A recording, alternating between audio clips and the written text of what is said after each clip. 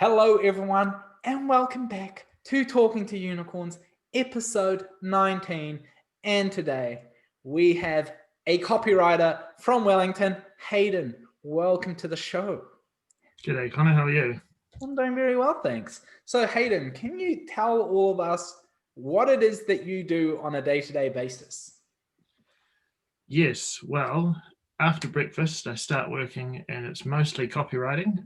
It's a little bit of marketing support, but everything I do is pretty much written. So it's things like emails, websites, social media posts, branding materials, bits and pieces. If it's got words on it, it's kind of my purview.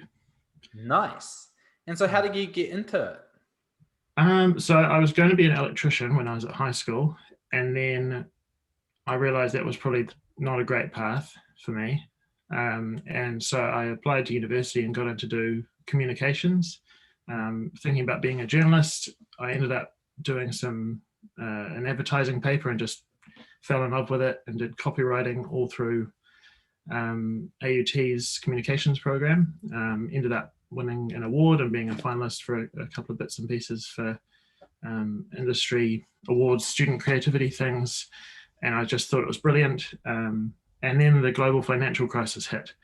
So I went and became a teacher, but just kept up writing basically in my spare time. So I taught English and media studies, but I wrote for journals and articles, a few news stories, things like that.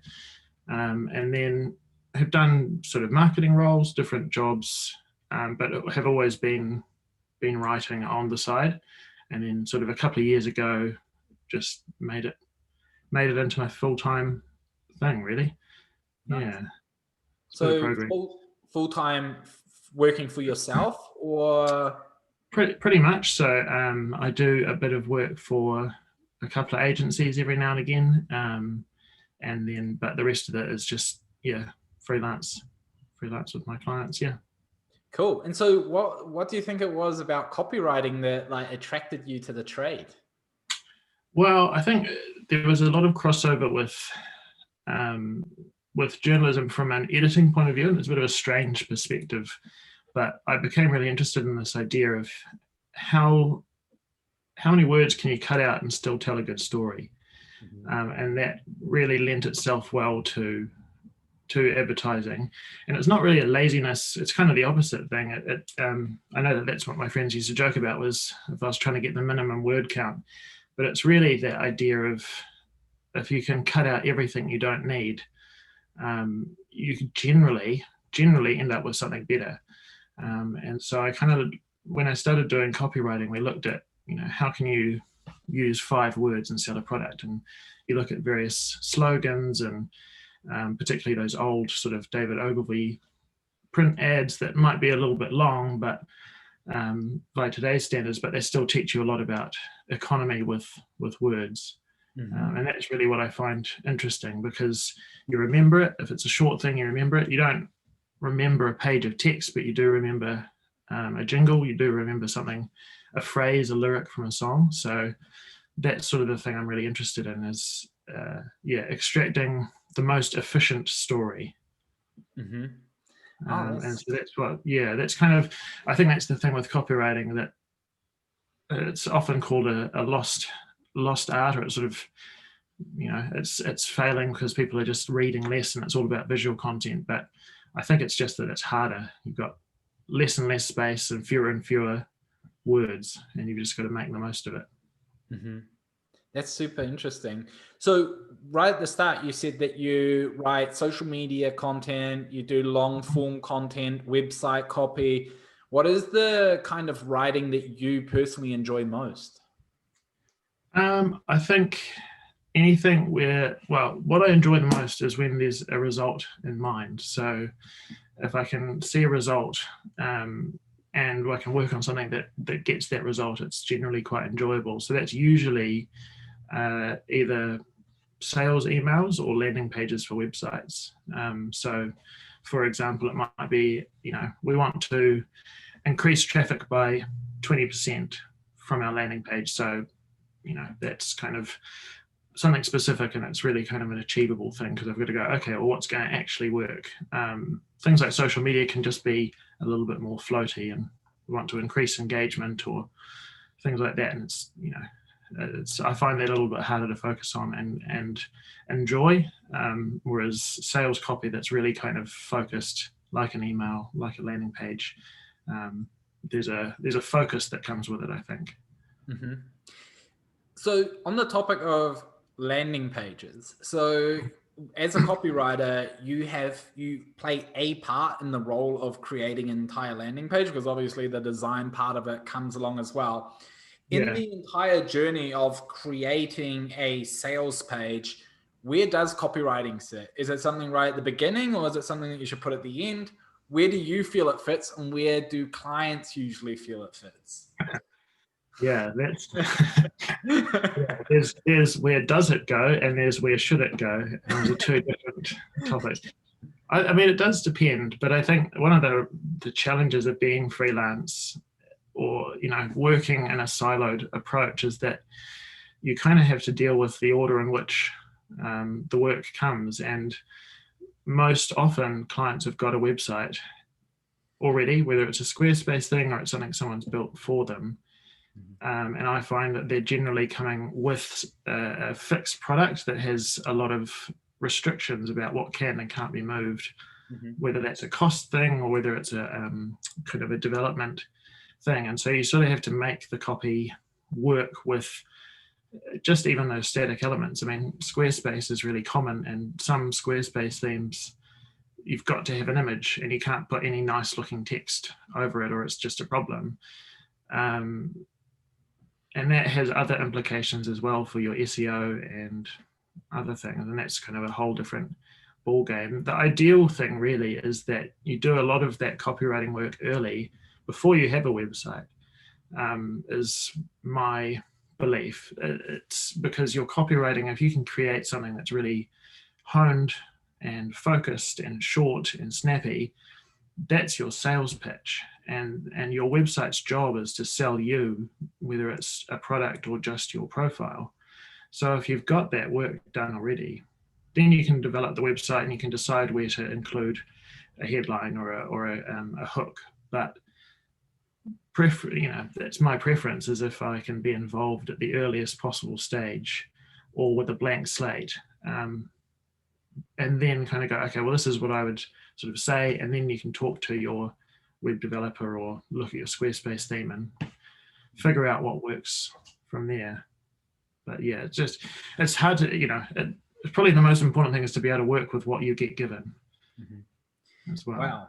Well, I've got like 4 or 5 different directions that I want to go off on this. Okay, I might just start with the SEO side of things, because when I think of copywriting, I think of it being like an art. It's like, finding your way with words is an art. Like if you look at like Nike's slogan, it's like, just do it. And that's like iconic. But if you look at it from like an SEO perspective, it might not be super advantageous. So as a copywriter, how do you balance that creative, like memorable copywriting with something that is SEO optimized? I'll let you in on a small secret, which is that I absolutely hate SEO as a concept, because of kind of the things you're talking about, is that it can be a real almost a distraction from quality. And I know that one of the things I really object to is sort of the celebrity personas like Neil Patel. I'm sorry to now name drop, but I'm sure he can cope with it. Who put a lot of this effort into kind of, I don't know, calculations and things like that. And we don't really understand why humans appreciate creativity. There's so many different things, but it's not really factored into your SEO. And it can be a real distraction if you're focusing on what keywords do I need to rank for? What are people kind of searching for? What's the long tail phrases, all that kind of stuff. If you do that, you're kind of putting the cart before the horse, really, because there are lots of websites that I might get in a Google search result, and quickly click away from because it's rubbish, or spend a few minutes looking at it and then realize it's rubbish. Particularly for smaller brands, people don't generally stumble across you from a Google search. That's a truth that you have to accept. It's very hard to rank highly on Google unless you've got something really specific. So what you really want to think about is, if people are being referred to my website as a really good source of traffic, how can I make sure that whatever I'm offering, whether it's an ad, whether it's an email, whether it's a website, that's got to be my brand, and that's got to compel people to stay and do what I want them to do. If you focus too much on going, okay, well, I really want to rank for health and wellness and yoga and green smoothies and things like that, you'll end up with something really generic. But if you focus on your brand promise, if you focus on something that's compelling, when you do get traffic, you're more likely to convert. So that's sort of, that's my perspective on it. And if you spend too much time on SEO, you'll lose sight of what's really important, which is those customers that are interested. And you've got to really think about, okay, well, I've got to persuade them. I don't need to worry about everyone who looks on Google. I just need my customers. That's who you've got to focus on. Once you've got that sorted, then you can start to think about, do I need to rank for SEO by loading my pages with keywords? Again, I think no, but others will beg to differ. That's my perspective. And that's why I'm a copywriter and not a blogger. Wow, that was a fantastic answer. That was possibly one of the best answers we've ever had to a question. And you know what? I completely agree. And you know why? Because I went to your website and I read the headline, "Do you cut your own hair?" And I read the entire paragraph and I was like, that right there is like what makes people get in touch with you. It's not like Hayden, copywriter from Wellington. It is your character that you put forward in your copywriting. Oh man, that was a fantastic answer. I just need to calm down because that was just so good. That is so gonna be in our Instagram, like that little snippet that pops up.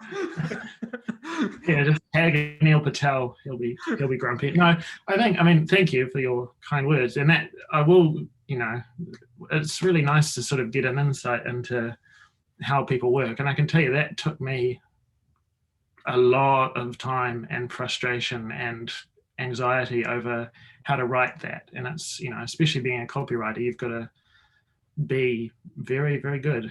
And you've got to make sure that your website shows your best self. Yeah. And it took me, it's probably taken 18 months to get that do you cut your own hair line together.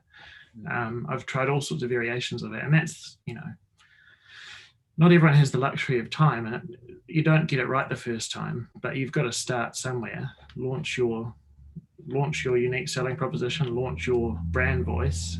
It takes a bit of time to get all of that right, and so you don't get it right the first time, especially if you're writing for someone else, and they, and freelancers, we tend to attract clients who are smaller businesses that don't have the budget to hire an agency. That's our niche. And that means that they don't always have all that, they don't have the support and advice of a marketing team in-house. They don't have necessarily a long history of trading in the marketplace. So it does take a couple of goes sometimes. But one of the really important things to do, and it's sort of the flip side of the SEO thing, is that there are all those tools available, like your analytics tools, surveys, impressions, so you can actually use that to assess whether it's doing its job. I wouldn't say to throw the baby out with the bathwater and get rid of it if you're not trending within 6 months, but it's important to use the data to go, okay, well, people are arriving on this page and not doing anything else. Can I fix that? Is it a copy thing? Is it a design thing? What can I do? But copywriting can be informed and should be informed by the data. Mm-hmm. I found that point that you made about conversions so interesting and so true. And I think people sometimes don't think about it. If you go all in on SEO optimizing everything, and you do rank for like a few keywords, you get people to the site, but your copy just is like completely unappealing. What are you going to do with that traffic? It's like such a vanity metric that you have in Google Analytics that ends up doing nothing for your business. Yeah, I'd liken it to going into a shop. You say you're the proprietor of a shop, selling lovely luxury goods, perfumes and things like that, and you've got all the branding, you've got the presence in the media, you've got an amazing shop front, and people walk in, but you've only got 5 things for sale, and your decor is not quite up to scratch, and you're trying to do everything on an old cash register. You're going to lose 90% of the 100 people who walk in. You might make sales to 1 or 2 of those people. Whereas if people stumble into your store, they walk past, they didn't realize it was there, they kind of go in, but the experience is amazing. You're likely to be able to extract something out of all of those customers. You're likely to convert them into either a buyer or a member of your club or something like that, because they'll have had a good experience when they're there. There's no point attracting them all if, as you point out, if your copywriting or your website is rough as guts, it's not going to do anything for you when you actually get those customers. And so you can kind of interpret your traffic incorrectly. You might get 1,000 people visiting your site a day, but if 999 of them leave, it's the same thing as attracting 2 people and only 1 of those leaves. You've got a much better conversion rate. So it's just sort of priorities, I suppose, focusing on those customers that are likely to buy from you. I think what I like about what you're saying most is that, like, I think you can have like people who are very creative and not very data driven, and then you have people who are very data driven but not creative. And I just like listening to the way that you like articulate these things. You sit like really nicely in the middle, like there's consideration for both, and there might be like a preference towards one or the other. I think that is something that is not as common. I feel like people go all in on their one preference or the other. Yeah, and you can kind of become a little bit tribal about, what school of thought you come from, or, copywriters.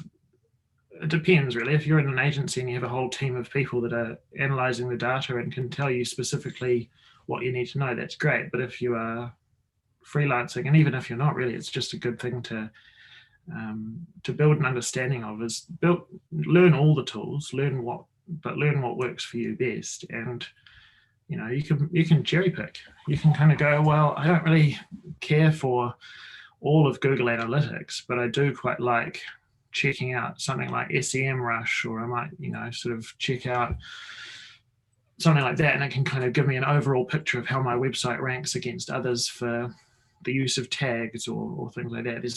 There might be a system that really works for you, but it's kind of like having, especially if you're working by yourself, you need to have another set of eyes, and if that's an algorithm, if it's a bit of software, that's great. If it's a creative partner, that's also great. But having someone else informing your practice is really important for any creative discipline. Yeah. Wow. Well, look, I've got like a million questions, but I think I'm going to ask questions that like are beneficial to anyone watching this. So, who are the types of clients that you work with? It's a bit of a mixture. So I'm just trying to think off the top of my head who it is. There's wineries. There's a few wineries, a couple of wineries consistently, and then sole traders basically. So as my current client list, so individuals running their own business, or wineries. There's one local, and then one in Oregon that I do work for consistently, and that's through an agency. So it's quite a diverse thing, because there's just completely different needs and markets and all of that. And then one kind of industry that floats in and out is the accounting industry, which is, again, splitting the difference almost, because it's kind of huge. There's thousands and thousands. It's a big organization, chartered accountants and Acuity magazine and things like that. So they're not really after sales copy so much, bits and pieces, but that's more interviewing and profiling people, which is a different kind of string in the bow. Creative copywriting is pretty much sole traders and wine industry. Yeah. Interesting. And one thing that I also saw is that you work with businesses in different countries. So you work with clients in New Zealand, Australia, France, and the States. Yeah, so I've done bits and pieces kind of all over the place, and that's been a really interesting, probably a helpful thing for surviving lockdown and COVID and all that sort of stuff, is that the virus hit everyone slightly differently, and I just managed to cobble together enough clients in a row. So the French and American clients have been through the agency, so that's been wine-based. And then Australia is chartered accountants, because that's Australia and New Zealand, as well as sort of doing a bit of consulting, giving advice to businesses in a few different places. So it's kind of interesting to kind of do things. The hardest thing is working for a country that's got just slight cultural differences. When it's a big cultural divide, you get a lot of information, but the slight difference with working with Australia or America is actually surprising. Just little tricks, like they call it fall, not autumn, or making sure you drop the U's from some of those words. Color. Yeah. So, but there's also just different phrases and different cultural values and things like that. So, it can be a bit of a challenge actually, but it's good to keep an eye on what's happening globally.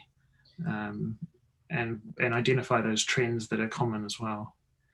Well, I was just going to ask you, like, if you find it challenging working between different industries, but I haven't even taken into consideration that you might also have challenges between different cultures.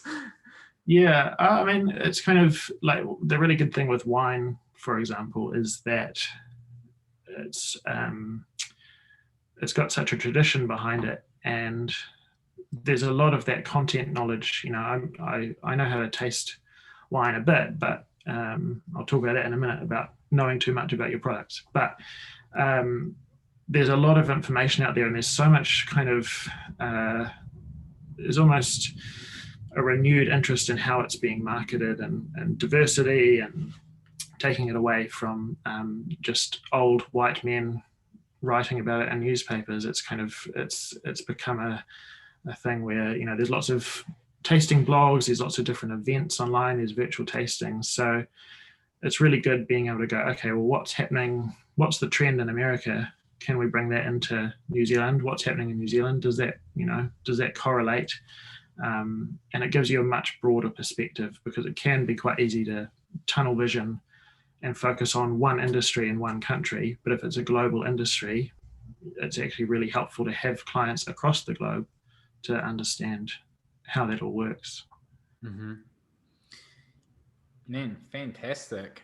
I want to change tunes a little bit, because I want to kind of like hear some like little tips and tricks on things that you've picked up running your own copywriting business over the years that I might be able to pass on to people who are thinking about getting into it.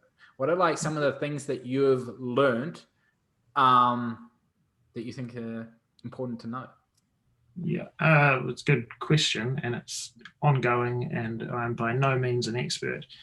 I alluded just a second ago about the possibility of knowing too much about your product. And that's a challenge to to think about, is that when you're writing about yourself, if you want to promote yourself, and that's often a freelancer's kind of first thing that they want to do, other than secure clients, is promote yourself.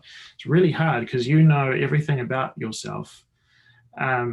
it's very hard to promote yourself because you actually know too much. And there's a thing, I have a book somewhere, it's not here, but talking about the curse of knowledge, which is that it's almost impossible to imagine what it's like to not know something once you know it. So it's the idea of empathy.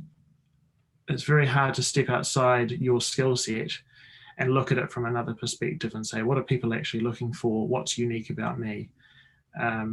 And that applies to products, but as well as yourself. So I think one of the first, tip number one, talk to someone else about what they see as your unique selling proposition, something unique about you. They might come up with something that you hadn't thought of, an angle on how to sell yourself, or just a thing you didn't kind of consider. It might be that their first thought is, well, you really kind of turn things around really quickly. You might not have ever thought about that because that's not something you see as an important skill, but it's worth doing, whether it's a potential client or a former colleague. I'd talk to someone else about what you're trying to do and see if they can come up with any little nuggets of gold of how to promote yourself. Wow, that is such a good tip. I mean, because it's true. Every single person struggles to promote themselves because it's kind of like that issue with like giving people advice, but not being able to follow it, because it's very easy to like look at it from a different angle, someone's situation from a different angle, because you don't have that baggage. But when it comes to like following your own advice, there's just, all this additional stuff that you don't know about the other person. Yeah, and it's totally an element of do as I say, not as I do. And you can be the best marketer in the world, and there's a writer, Lindsay Camp, and he wrote a great book called Can I Change Your Mind? It's about persuasive writing. And he started a blog for a little while, and then I think he had it going for a year or so, and then wrote a post maybe about 5 years ago saying, it's not for me. It's just not my thing. And he's the most persuasive writer in the world, but he found it really hard to promote himself online because it went against what he kind of believed in, which was, it was just an interesting thing to read. So yeah, you don't always have to practice what you preach. And the other thing is tip number two, don't follow everything you read online in terms of advice, because the biggest competition in the world is not about being right. It's about being first and saying it loudest. There's a lot of advice out there for freelancers, and man, there's learning how to filter through that and pick what's actually useful and what is something you can do is really important. There's a lot of advice about, you need to post lots on social media. You need to be on Twitter, be on LinkedIn, download Hootsuite and plan out your content.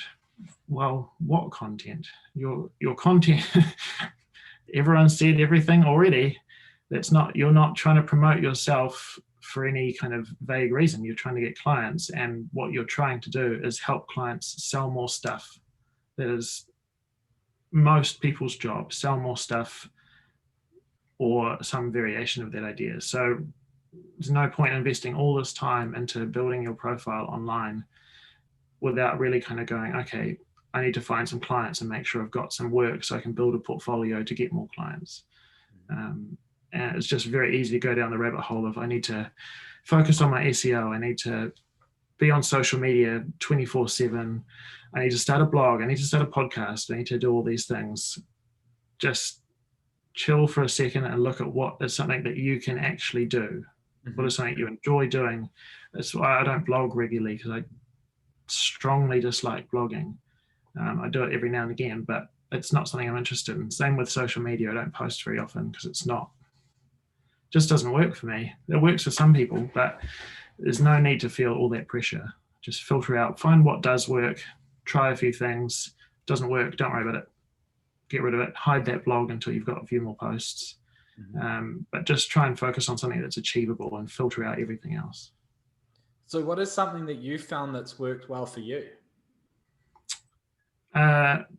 Networking, asking people that are, it's the most frustrating approach, because people kind of want a quick solution and something that you can control and post online and suddenly draw in lots of clients. But it's really about making sure that you've got business cards and a website, and then talking to people and saying, hey, does your business need any copywriting? And they mostly go, no. And then a few weeks later, they might go, hey, my friend started a business, go talk to them. But you've got to get out there, and that's the best way to kind of make a start, is to just network, even locally. Call around. I had a wonderful experience. I live in a small town called Greytown, and contacted someone who is fairly senior in a sort of business network, and he was very rude and dismissive, but I decided, well, that's not going to put me off, and I approached a few more businesses individually, and that did have some success. So you have to it's hard work. You have to I go out and walk around with business cards and go and talk to different shops and businesses and pitch myself that way. Mm-hmm. In terms of conversions and results, that's worked by far the best. Mm-hmm. Yeah. And so do you feel like, because I think that is honest, that's how I got my first clients. I went to networking events. I think it's very hard though for a lot of people, it can, especially that first kind of, I wouldn't consider myself a very introverted person in general, but when it comes to putting yourself out there, it can be really challenging. So do you have how do you make it work for you? Yeah. I really struggle with it. I get all sweaty and nervous, and I just don't like that kind of thing. But I think that a really good way to kind of go out and approach, not so much networking events, because there everyone's kind of aware of you're trying to network, and that's sort of more about starting conversations and finding some like-minded people. But if you're approaching people you don't know, it's often good to just ask them some questions and find out a little bit more about them, rather than preparing a script and a speech and launching into it. Mm-hmm. Ask them a few questions. You might say, I'm a copywriter and I'm just talking to some local businesses about what's working about their website. So do you have a website? And they kind of can go yes, and you say, oh, and just who built that? Was it a local thing? And you get them talking, and that's a great way to identify opportunities. And it's also a great way to identify closed doors, because if they've got a web development team and they've just spent $20,000 on their website, going in there and saying, for a little bit more money, I can make it slightly better, it's not going to work. People have sort of closed that door a little bit. But it's taught you, okay, well, they've only had their website for a few weeks, so I'll come back in 6 months and say, how's your conversion rate? What's, is there anything that you might need a bit of help with? You've got a new product range on your website. Keep a diary of all these people you talk to and kind of go through that way, but ask them questions, and you'll find out a lot more than if you just launch in with a speech. Amazing. Okay, I honestly still have 1,000,000,001 questions still, and I feel like potentially at some point we'll make part 2 of this. Honestly, so many fantastic points that you made. I'm really excited about putting this episode out. It's going to be awesome. How can we find out more about you if we want to go and hire you for work, even just catch up for a chat? Where's the place to go? Yep, so you can find me. My name is Hayden Maskell, so I'm sure we'll put a link up to the website, but just haydenmaskell.com, and then it's Hayden Maskell on Twitter is a fairly good way. I think that's the only way. Just send me an email or give me a text. I think my number's on there. One thing just a little pitch here, but it's free, so good for everyone, is if you are having trouble with writing, we talked about before kind of about the idea of pitches or emails, or if you're sort of not confident with your writing, just get in touch with me, and I'm happy to give you some help. I'm not going to charge you for having a yarn, so I'm not by no means the ultimate expert, but I do appreciate when someone just says, hey, can I have some help with something? It's just trying to make the world a friendlier place, really. Honestly, I love it and I really appreciate it. But I do still, once this call's done, I'll have a chat to you about that. Because, okay. yeah. But I'm going to wrap it up here because we are already significantly over the allotted time per Talking to Unicorns episode, but that's usually a fantastic sign. Everyone else, thank you very much for watching to the very end. I hope you were as entertained as I was. And yeah, be sure to, like and subscribe. I hate saying that, but I'm just going to say it. And yeah, thanks so much. And we'll see you back for the next episode. Bye.